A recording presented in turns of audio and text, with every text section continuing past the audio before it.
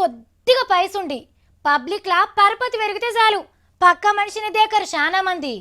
అంతకుముందు మనం ఏంది అన్నదే యాదుకుంచుకోరు. నడిమంత్ర నచ్చిన సిరితోని అందరు నాకిందుకే వస్తారు అని ఫోజులు కొడుతుంటారు. పెద్ద పదవిలుండి వెనకట ఎప్పుడో దోస్తాన చేసిన చిన్న మనిషి కనబడితే పలకరిష్టోళ్ళు ఎంతమంది ఉంటారు?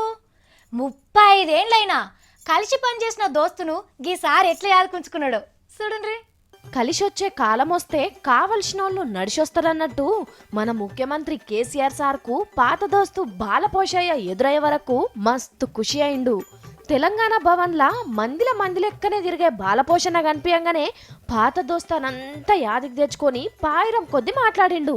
మరి గింతగానం గిన్ని రోజులు ఎవ్వరికి తెలవకుంటున్న ఈ బాలపోషయ్యకు కేసీఆర్ సారు ఎక్కడ దోస్తానో ఎరికేననుల్లా.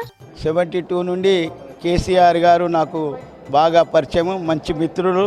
ఆనాడు ఇందర్శన్ రెడ్డి గారు youth Congress all India general secretary ఉన్నప్పుడు మరి కేసీఆర్ గారు వైస్ ప్రెసిడెంట్ ఉండే, నేను ఆర్గనైజ్ సెక్రటరీ ఉండిని.